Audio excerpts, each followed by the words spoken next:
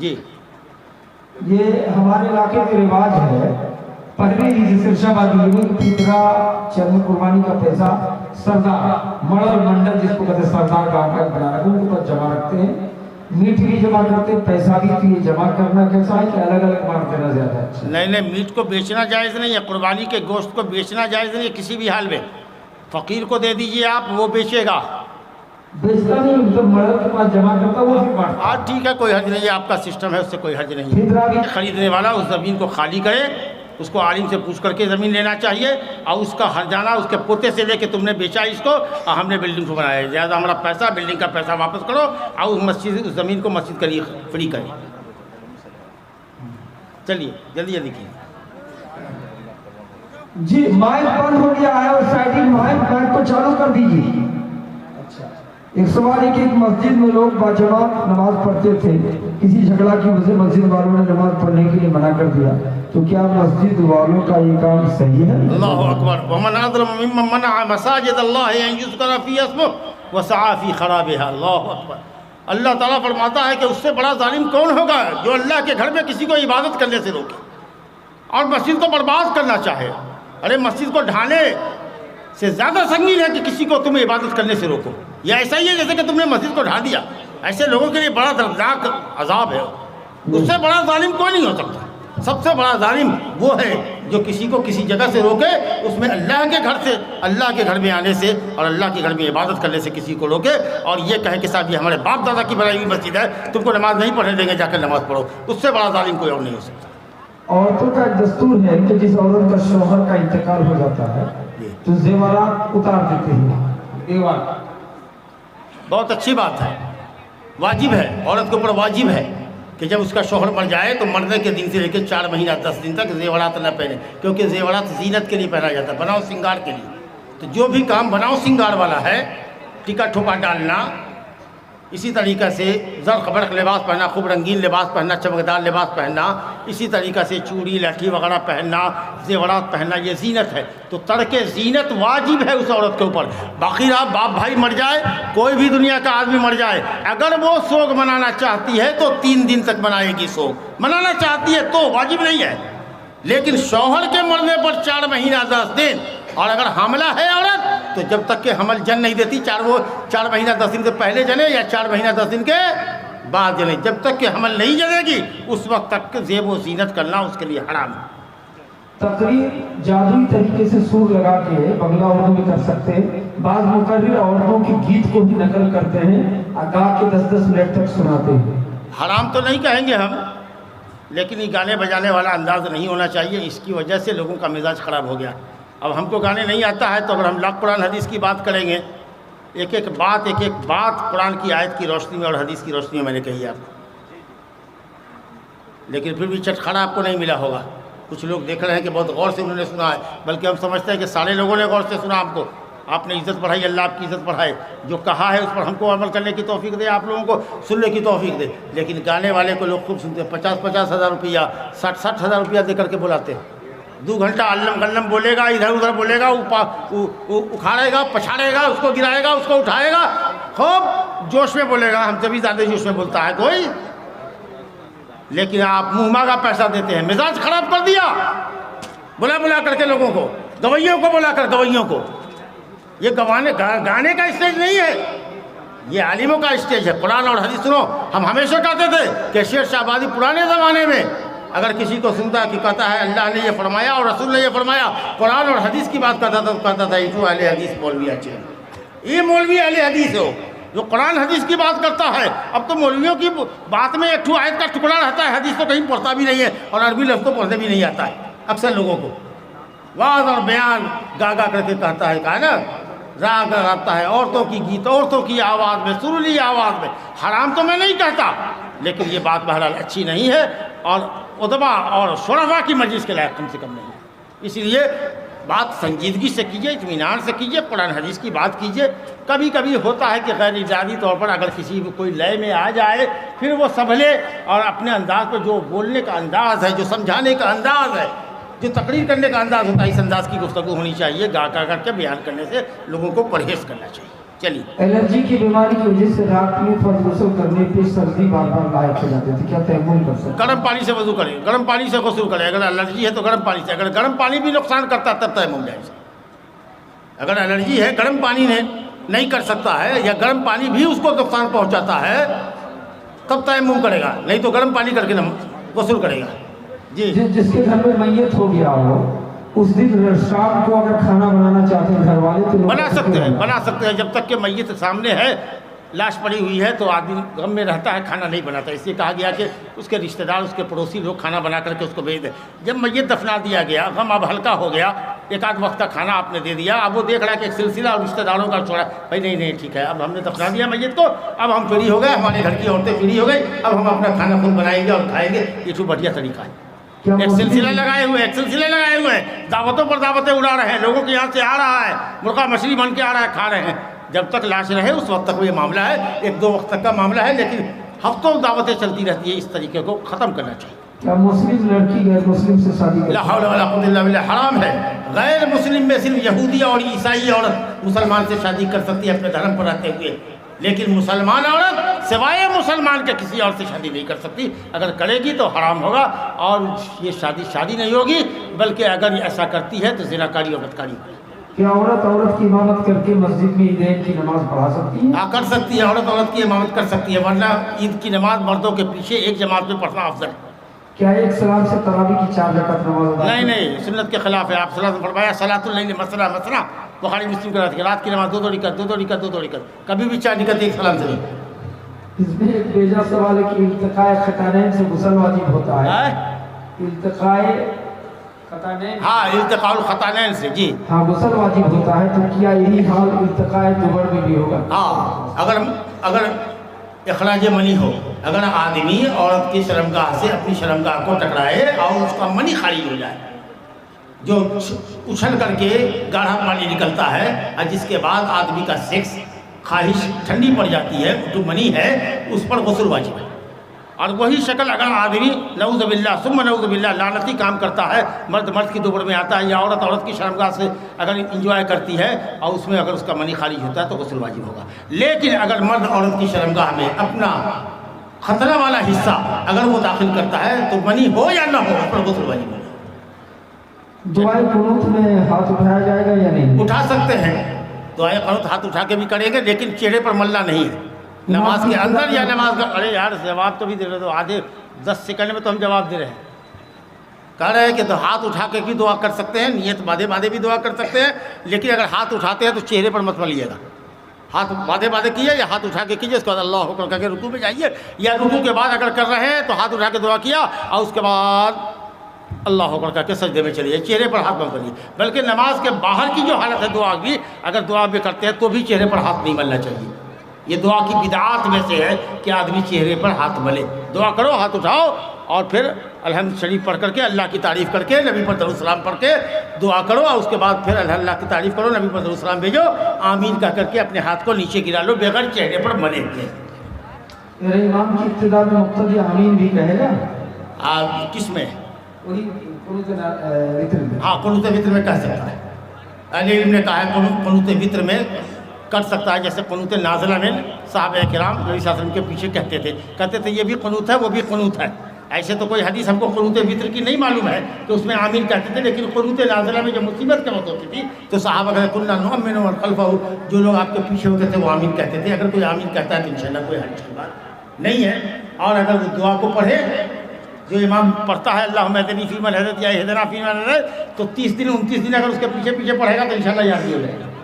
तो बजाय इसके कि आमीन कहे, उससे बेहतर है कि अगर कहे अल्लाहुम्मा हदना फ़ीमन हदैत, तो ये भी अपने मन में कि अल्लाहुम्मा हदना फ़ीमन हदैत, सुनते सुनते इंशाअल्लाह देखिएगा कि पूरे रमज़ान में उसको दुआएं पढ़ो किया जाएगा। आमीन मस्जिद में काफिर मुश्रिक का पैसा लिया जा सकता? नहीं लिया जा सकता है। मा कान लिल-मुश्रिकीन अन यअमुरू मसाजिद अल्लाह शाहिदीन अला अनफुसिहिम बिल-कुफ्र, मुश्रिक के लिए जायज़ नहीं है कि वो अल्लाह के घर की तामीर करे जबकि वो खुद गवाही देते हैं कि वो काफिर है, मुश्रिक। हाँ, लेकिन अगर सरकार देती है या कोई एमएलए एमपी देता है या कोई जिला परिषद देता है, अगर वो गैर मुस्लिम है, सरकारी फंड देता है और अलाउडेड है, सरकार में उसको कानूनी इजाज़त है कि जहाँ वो मंदिर का निर्माण कर सकता है, मस्जिद में भी रुपया लगा सकता है, तो सरकार का पैसा मुसलमान काफिर नहीं होता।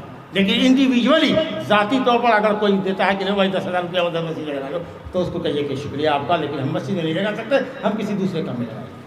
चलिए, मसबूक जहरी की रद्द करेगा इससे भी? ला इलाहा इल्लल्लाह। देखिए, मसबूक की पहली जो 2 रिकत होती है वो वही होती है जो इमाम के साथ पता है। मिसाल के तौर पर अगर इमाम के साथ तीसरी रिकत में आप मिले तो वो तीसरी रिकत आपकी पहली और दूसरी, तीसरी और चौथी रिकत आपकी पहली और दूसरी है, और उसके बाद जो आप नमाज इमाम के सलाम के बाद पढ़ते हैं वो आपकी नमाज की आखिरी है। तो मान लीजिए कि अगर 1 रिकत इमाम के साथ पाया और उसके बाद आपको 2 रिकत पढ़ना, तो 1 रिकत आपकी पहली है। अगर जहरी क़राअत हो सकती है तो आप करते हैं, आपको इख्तियार है जहरी पढ़िए 1 रिकत में या सिर्फ पढ़िए। जी जी, अकीका का गोश्त माँ बाप खा सकते हैं? अल्लाह अकबर। माँ बाप को पहले खिलाओ, जिसके बच्चे का अकीका हुआ हो वही नहीं खाए, पहले माँ बाप ही खाए, समझा? बच्चा तो खा नहीं सकता, उसका माँ बाप को खिलाओ, दादा दादी को खिलाओ, और उसके बाद तब दूसरे को खिलाओ। पहले खेस तब दुर्वेश, कहावत है, पहले अपने तब फ़कीर को, लेकिन दूसरे को भी कुछ खिलाओ। बल्कि उलमा ने तो कहा है कि अगर किसी को ना दे, सब गोश्त अपने भी खा ले तो भी सही है, और सब गोश्त दूसरे को दे दे तब भी सही है।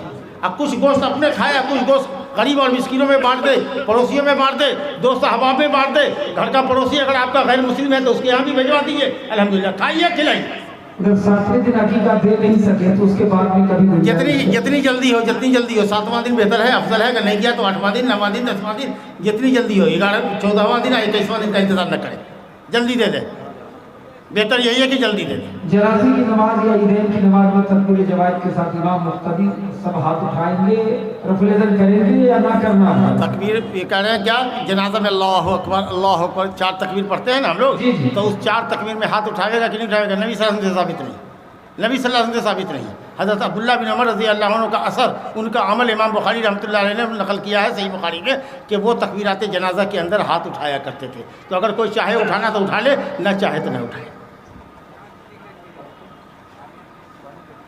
मैयत को कब्र में चीत लेटाया जाएगा कि करवट? करवट, जैसे सोते हैं वैसे, जैसे सोते हैं वैसे, क्योंकि सोना भी एक तरह का मौत है। सोना भी अन्नौम अखुल मौत, एक तरह का सोना भी एक तरह का मौत है, समझा कि नहीं? तो दाहिने करवट सोना नबी सल्लल्लाहु अलैहि वसल्लम की सुन्नत है, इसलिए दाहिने करवट लेटाना चाहिए। सर से लेकर पैर तक दाहिने करवट ऐसे लेटाना।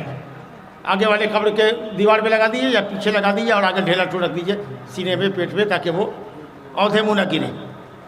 लेकिन करवट लेटाइए, एक पैर को मोड़ दीजिए, एक पैर जैसे सोते हैं ना, एक पैर हल्का सा मुड़ा रहता है, एक पैर गिरा रहता है, उस तरीक़े से करवट। उसको बीच में रखेंगे एक साइड। हाँ, वही तो कहा ना मैंने कि आप इधर घूमे, आपसे वो बात मिस कर गई। हमने ये बात कही थी कि या तो आप किबला की दीवार में लगा दीजिए, पीछे ढेला रख दीजिए, या पीछे वाली दीवार में दे दीजिए इसमें, और आगे तो मुँह के भरे ना गिरे, उसके लिए ढेला रख दीजिए, आड़ बना दीजिए, लेकिन करवट लेटाइए। तशहुद में उंगली का इशारा जो कुछ लोग हिलाते रहते हैं तो दोनों ठीक है। अबू दाऊद में रवायत है, इब्न अरबी के नुस्खे में काना युहर्रिकु हरकतन शदीदतन, और मुस्लिम में रवायत है काना युशीर, उंगली से इशारा करते थे। तो जहाँ जहाँ पर दुआइया कलिमात हो ना, जैसे अल्लाहुम्मा सल्ली अला, समझा कि नहीं, अशहदु अल्ला इलाहा इल्लल्लाह, अल्लाहुम्मा इन्नी ज़लमतु नफ्सी, तो जहाँ पर दुआइया कलिमात हो वहाँ पर हिलावे। अब बाकी और कलिमात में हाथ को, उंगली को सीधा रखें, इशारा करता है, लेकिन पूरे तशहुद में अत्तहियातों से लेकर सलाम तक खाली अशहदु अल्ला इलाहा इल्लल्लाह, ला पर उठाया और इल्लल्लाह पर गिराया, ऐसा नहीं। पूरे तशहुद में हाथ की उंगली का इशारा होना चाहिए, और दुआइया कलिमात के ऊपर हरकत भी होनी चाहिए इंशाअल्लाह। LIC और ये सब जितने सिस्टम जायज़ नहीं है, जायज़ नहीं। मुख्तसर कीजिए आप, और भी वक्ता है आपके। क्या ज़कात के माल से ज़कात सिर्फ रोज़ा ही में अदा किया जाएगा क्या? नहीं, किसी भी माल पर साल लग जाए तब। अभी हमने अगर मान लीजिए कि शाबान के महीने में अगर कारोबार शुरू किया है तो हमारी ज़कात वाजिब हो जाएगी अगले शाबान के महीने में। अगर शव्वाल में किया है तो अगले शव्वाल में होगा, लेकिन आम तरीक़े से लोग निकालते हैं। रमज़ान ज़कात का महीना नहीं है, लेकिन चूँकि नेकियों की तरफ लोग माइल होते हैं तो इसलिए वो अपना सालाना ज़कात निकालते हैं। लेकिन जब वक्त ज़कात का हो जाए तो ताख़ीर नहीं करनी चाहिए। अब शाबान में आपने कारोबार शुरू किया है, शाबान में आप पर ज़कात है, आप कहेंगे रमज़ान में देंगे, दरमियान में मर गए, कारोबार हिलाक हो गया, तब आपके बाद कौन देगा उसको? तो कर्जा तो आपके सब पे रह गया। तो इसे जैसे वक्त हो जाए ज़कात की अदायगी का, जब वक्त हो जाए तो ताख़ीर नहीं करनी चाहिए। लेकिन अगर कर दिया है तो जितना जल्दी हो जा करो। जी, ये हमारे इलाके में रिवाज है, पहले ही सिरशाबादी यानी कि फितरा चर्म कुर्बानी का पैसा सरदार मड़ल मंडल जिसको कहते हैं सरदार गार्ड बना रखा उनके पास जमा रखते हैं। मीट भी जमा करते हैं, पैसा भी। तो ये जमा करना कैसा है कि अलग अलग बांट देना ज्यादा अच्छा? नहीं, मीट को बेचना जायज़ नहीं है, कुर्बानी के गोश्त को बेचना जायज़ नहीं है किसी भी हाल में। फ़कीर को दे दीजिए आप, वो बेचेगा। बेचता नहीं, मतलब मड़ल के पास जमा करता वो फिर बांटता। हाँ ठीक है, कोई हर्ज नहीं है, आपका सिस्टम है, उससे कोई हर्ज नहीं है। फितरा भी जमा हाँ, करता है। फितरा जमा करता है, मिस्कीनों को देना है, जो हाजतमंद है वो नहीं। एक जगह अगर जमा कर करके सब लोगों ने जमा कर दिया, 2 दिन पहले जमा कीजिएगा, ये नहीं कि पूरे महीना शुरू हुआ अब फितरा जमा होना शुरू हुआ। 27-28 को जमा करना शुरू कीजिए और आखिरी दिन में बांटना शुरू कीजिए। गेहूँ बांटना है, मकई बांटना है, चावल बांटना है, जो ठुक खा रहे हैं बांटना है। तो इसीलिए जमा करना भी पूरे महीने भर नहीं होना चाहिए, आखिरी 2-3 दिन में। बुखारी शरीफ में रवायत है, हज़रत अब्दुल्लाह बिन उमर कहते हैं कि हम लोग फितरा जमा करते थे 2 दिन पहले। और किसको देते थे? उसको जो लोग जमा करता है इकट्ठा करने के लिए, और उसके बाद जब जमा हो जाता था तब बांटना शुरू करते थे। तो आप वितरण कर सकते हैं, एक जगह इकट्ठा कीजिए, लेकिन 27-28 के बाद जमा कीजिए। शुरू महीने से फितरा मत दीजिए, वरना अजब नहीं कि आपका फितरा नहीं होगा। आखिरी महीने में देना है, बल्कि अफजल है कि जब ईद का चांद निकल जाए तब वो डिस्ट्रीब्यूट कीजिए। लेकिन चलिए 1-2 घंटा पहले अगर कर देते हैं, 29 रमज़ान को कर देते हैं तो कोई हर्ज नहीं। लेकिन यहाँ तो 1 तारीख से फितरा निकलना शुरू कर देता है। चलिए, गोश्त को जो 3 हिस्सा करता है कुर्बानी, कोई ज़रूरी नहीं है, खाओ खिलाओ, दोस्त को दो, अहबाब को दो, गरीब मिस्कीन को दो, साहिल को दो, मांगने वाले को दो, ना मांगने वाले को दो। किसी हदीस में नहीं है कि 3 हिस्सा करना चाहिए। हम इसको देखो, हम इसको मिसाल से बताते हैं। अच्छा, एक ठो फाँट लिया हमने, फाँट पूछते हैं ना, बड़े जानवर में एक हिस्सा जी। अब हमने एक बड़े जानवर में एक हिस्सा लिया मिसाल के तौर पर। हमारे यहाँ गोश्त कितना है? 15 किलो मिसाल के तौर पर। हमारे यहाँ 15 आदमी का परिवार है, कितना गोश्त हमको रखना चाहिए? 5 किलो रखेंगे तो एक वक्त में होगा, तो हम 10 किलो रख लेंगे, 12 किलो रख लेंगे, 2 किलो बेच देंगे, 2 किलो फ़कीर मिस्किन को दे देंगे। अब मान लीजिए कि अल्लाह ने आपको मालदार बनाया, आपने 2 बड़ा जानवर कर दिया, 2 छोटा जानवर कर दिया, आपको मियाँ बीवी एक तो बच्चा है, आप कितना गोश्त रखिएगा? तो आप 5 किलो ना 10 किलो रखिएगा, कहिएगा पूरा बड़ा जानवर हम खैरात कर दें। तो ज़रूरत के मुताबिक खाइए, खिलाइए, लोगों को दीजिए। उसमें कोई ऐसा नहीं कि तराजू लेके बैठिए और 3 हिस्से में बराबर से बांटिए। गांव के मंडल सरदार को बेनवाजी और उसको बड़ा बनाया जाता है। बहरहाल तो ये सब यही तो दीन की कमी है। अगर दीन रहता तो सरदारी, दीन की सरदारी उलमा को मिलनी चाहिए, इल्म वालों को मिलनी चाहिए। इल्म वालों में वो लोग जो इल्म पर अमल करने वाले लोग हैं। ये तो क़यामत की अलामत है कि उलमा जब नहीं रहेंगे तो लोग जाहिलों को सरदार बना लेंगे, अब वही जाहिल फतवा देगा, उसी से फिर फतवा भी पूछेगा और ख़ुद गुमराह होगा, दूसरों को गुमराह करे।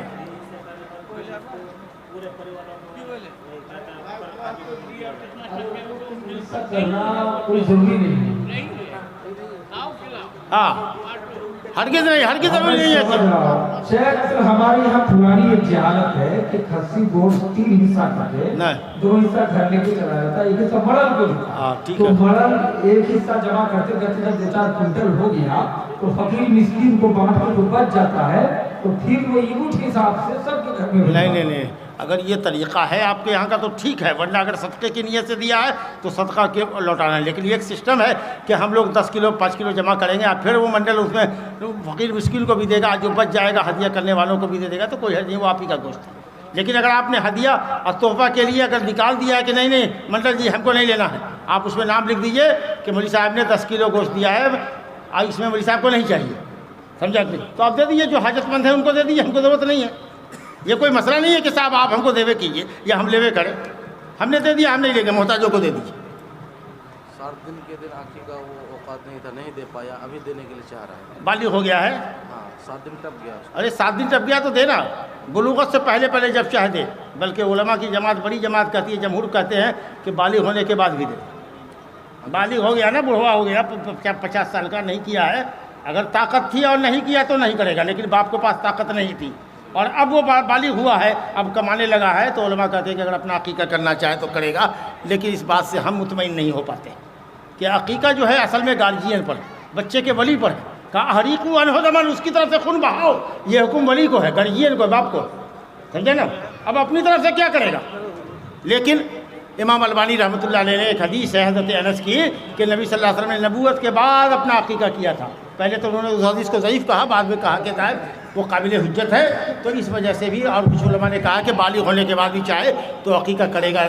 लेकिन हम जो लोगों को कहते हैं कि कहते हो अगर तुम चाहते हो करना तो कर दो, लेकिन हम कहेंगे हम कहेंगे नहीं, हम तुमको तरकीब नहीं देंगे, समझे ना, हम तुमको उभारेंगे नहीं। लेकिन अगर किसी को है जिद कि ना हम बालिग हो गए, हमारे पास पैसा है, हम चाहते हैं कि 2 बकरा बढ़िया से लेकर के अपना अकीका कर दें, कोई कहे कि हमारी बीवी का अकीका नहीं हुआ है, हम वलीमा में बीवी की तरफ से उसकी तरफ से 2 बकरा करके लोगों को वलीमा खिला देंगे, ठीक है भैया खिला दो, कोई हर्ज नहीं। अगर तुम चाहते हो तो ममानियत नहीं है इंशाअल्लाह। कुछ लोग रोज़ा नहीं रखते हैं, सबसे पहले वही फितरा जमा करते हैं, क्या उनका फितरा लेना? नहीं, फितरा आप लें ना लें, लेकिन ना ले तो बढ़िया है, ताकि ऐसे लोगों को सज़ा मिले, ऐसे लोगों को सज़ा मिले कि भाई हम तुम्हारा फितरा नहीं लेंगे। ये कब होगा? जब नेकी का एक जज्बा बनेगा, गुनाह से लोगों को रोकने का, टोकने का जज्बा पैदा होगा, सब लोग हो जाएगा कि तुम नमाज नहीं पढ़ता है, तुम रोज़ा नहीं रखता है, रोज़ाखोर है। जब तुमने रोज़ा ही नहीं रखा तो मिस्कीन का क्या खाना तू देगा, क्या तुम्हारे रोज़े का कपड़ा होगा?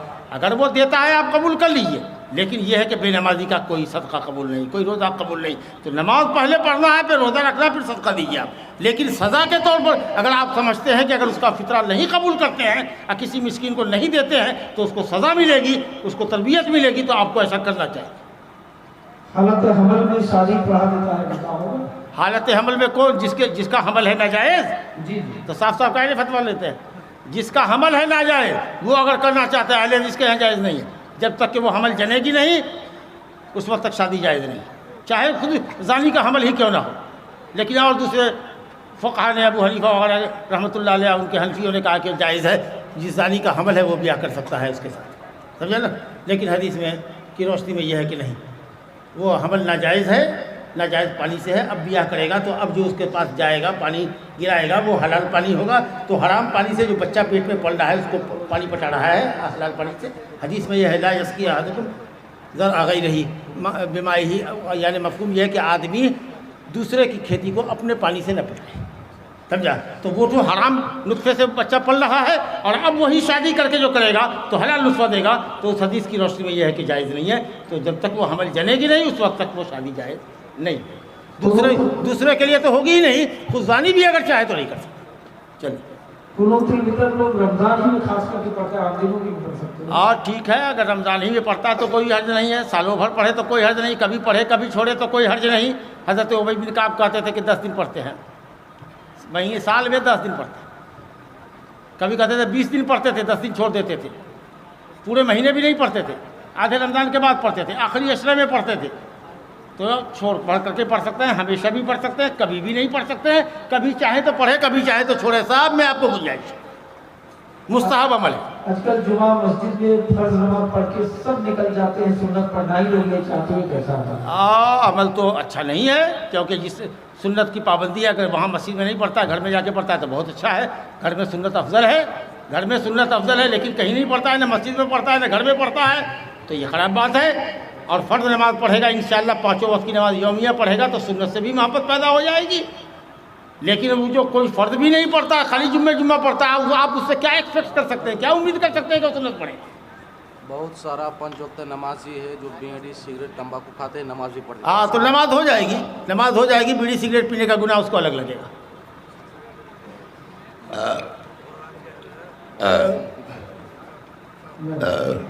जी गोरू का अकीका देना चाहिए। नहीं, सुन्नत के खिलाफ हदीस में नहीं है। हदीस में है 2 बराबर बकरी, 2 बराबर उम्र का बकरा लड़के की तरफ से और लड़की की तरफ से 1 बकरा। हदीस में बकरे का लफ्ज़ है, बकरा बकरी, खस्सी बकरी, हाँ बड़ा जानवर नहीं। सुन्नत पर अमल करना है तो हदीस में जो लफ्ज़ है वही करो। अल्लाह ताला ने तौफीक दिया है तो लड़के की तरफ से 2 बकरा करो और दूसरा बड़ा जानवर भी कर, बिस्मिल्लाह करके ऐसे ही हलाल तबीया कर दो, बड़ी दावत अगर करनी है तो। लेकिन अगर अकीका बड़े जानवर में करता है तो अकीका नहीं होगा, सुन्नत के खिलाफ है। जज़ाकुमुल्लाह खैरल जज़ा। अल्हम्दुलिल्लाह। चलिए, देखिए बहुत सारे सवाल बाकी हैं, मौलाना हबीबुर रहमान साहब से